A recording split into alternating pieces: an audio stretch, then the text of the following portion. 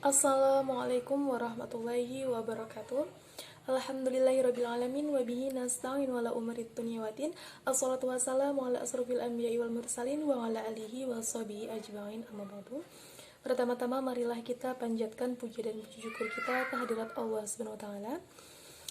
Dan salawat serta salam tetap tercurahkan kepada junjungan kita Nabi besar Muhammad sallallahu alaihi wasallam. Semoga kita semua mendapatkan syafaatnya kelak di yaumil qiyamah. Allahumma amin ya Allah ya rabbal alamin. Sebelumnya yang terhormat kepada Ibu Amisa Bila Magister Pendidikan selaku dosen pengampu mata kuliah menulis puisi, dan kami kelompok 4 akan mempresentasikan materi mengenai apa saja struktur fisik dan batin dalam puisi dan apa saja unsur yang membangun dalam puisi. Kami beranggotakan saya sendiri, Desi Anggreni sebagai moderator, dan yang kedua Dias Meriska, yang ketiga Tiara Maulita, yang keempat Ami Wulandari, dan yang kelima Lailatul Ma'rifah. Langsung saja, materi yang pertama akan disampaikan oleh Saudari Dias Meriska. Saya persilakan. Baik, terima kasih kepada moderator. Di sini saya Dias Meriska, NPM 002. Saya sebagai pemateri pertama yang akan menyampaikan mengenai poin 1, yaitu unsur yang membangun puisi. Terdapat struktur fisik, yaitu ada diksi, pengimajian, kata konkret, bahasa figuratif, verifikasi, tipografi, dan sarana retorika. Di sini saya akan menjelaskan mengenai diksi, yaitu pemilihan kata-kata yang dilakukan oleh penyair dalam puisinya. Karena puisi adalah bentuk karya sastra yang sedikit kata-kata dapat mengungkapkan banyak hal, maka kata-katanya harus dipilih secermat mungkin.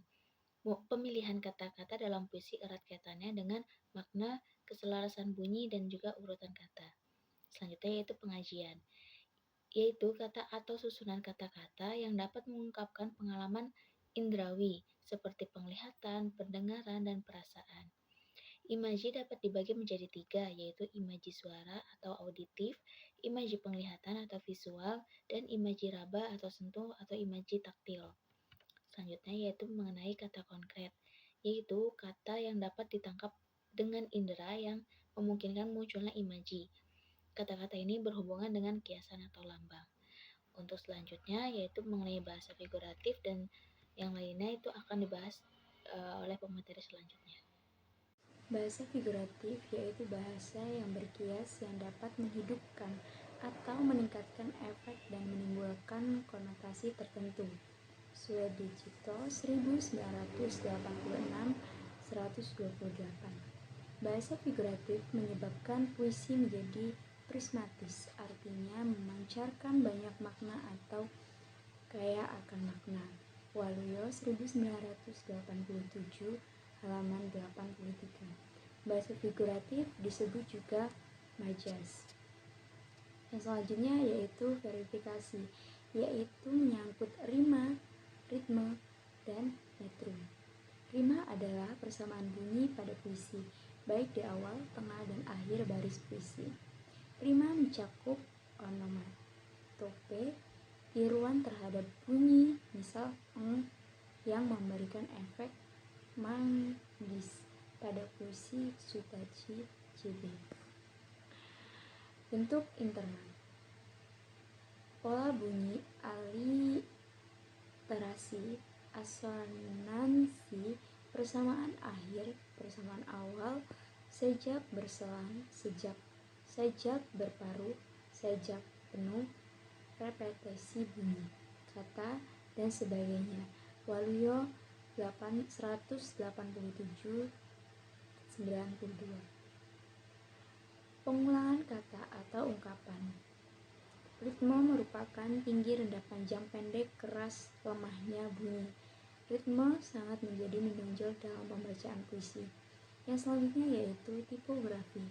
Perwajahan puisi, tipografi, yaitu bentuk puisi seperti halaman yang tidak dipenuhi kata-kata, tetapi kanan kiri pengaturan barisnya, sehingga baris puisi yang tidak selalu dimulai dengan huruf kapital dan diakhir dengan tanda titik.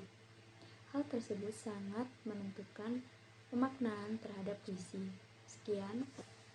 Baik, di sini saya akan melanjutkan materi yang ketiga, yaitu terkait dengan sarana retorika. Yang pertama, sarana retorika yang biasa digunakan oleh para penyair yaitu tautologi. Tautologi adalah sarana yang menyatakan hal atau keadaan dua kali dalam satu kalimat. Maksudnya supaya arti atau kata lebih mendalam bagi para pembaca atau pendengar, dan terkadang kata yang digunakan itu bersinonim. Lalu yang kedua ada pleonasme, sarana retorika yang sepintas seperti tautologi, tetapi kata yang kedua sebenarnya telah tersimpul dalam kata yang pertama, menambahkan kata yang sebenarnya telah jelas atau tidak diperlukan lagi.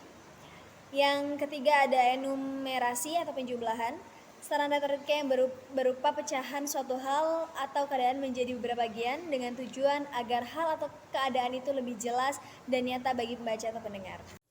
Ya baik, di sini saya akan mempresentasikan materi yang selanjutnya yaitu mengenai retorika reticens. Sarana ini mempergunakan titik-titik banyak untuk mengganti perasaan yang tak terungkapkan. Kemudian yaitu retorika paralelisme. Jadi retorika ini mengulang isi kalimat yang maksud tujuannya serupa, dan kalimat yang berikut hanya dalam satu atau dua kata berlainan dari kalimat yang mendahului. Paralelisme ini adalah pengungkapan dengan menggunakan kata, frasa, atau klausa yang sejajar, dan pengulangan kata-kata untuk menegaskan yang terdapat pada puisi. Bila kata yang diulang pada awal kalimat dinamakan enapora, dan bila terdapat pada akhir kalimat dinamakan epipora. Untuk yang selanjutnya yaitu retorika paradoks. Nah, paradoks adalah sarana retorika yang menyatakan sesuatu dan secara berlawanan, tetapi sebetulnya tidak bisa bersungguh-sungguh dipikir atau dirasakan. Mungkin itu saja yang dapat saya sampaikan. Terima kasih. Moderator atas kesempatannya. Di sini saya Tiara Maulita, NIM 2019 404030024. Di sini saya sebagai pemateri terakhir. Saya di sini akan menjelaskan sarana retorika yang terakhir yaitu sarana hiperbola dan struktur batin pada puisi. Nah, hiperbola dalam sarana retorika ini, hiperbola dalam sarana retorika yang melebih-melebihkan suatu hal atau keadaan atau gaya bahasa yang mengandung pernyataan yang berlebih-lebihan baik jumlah, ukuran ataupun sifatnya dengan tujuan untuk menekan, memperhebat, meningkatkan kesan atau pengaruhnya.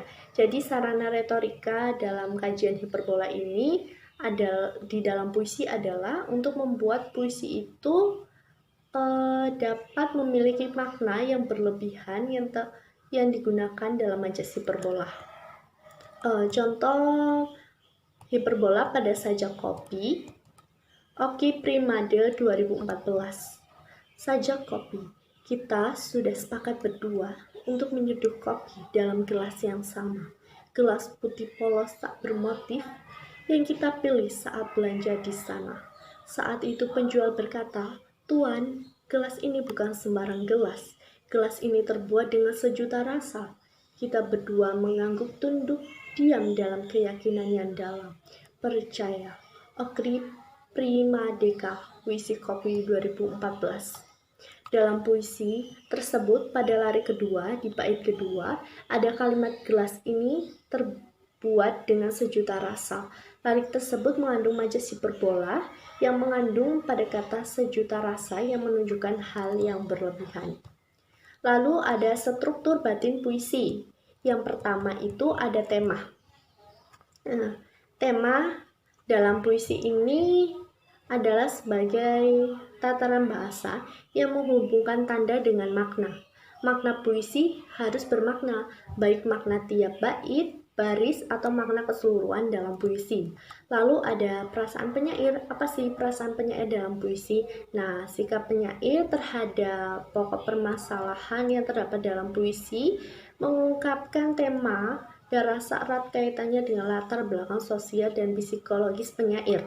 Misalnya latar belakang pendidikan, agama, jenis kelamin, kelas sosial, kedudukan dalam masyarakat, usia, hingga pengalaman sosiologis dan psikologis, dan pengetahuan.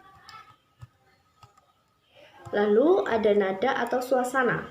Nada adalah sikap penyair terhadap pembacanya. Nada juga bisa berhubungan dengan tema dan rasa.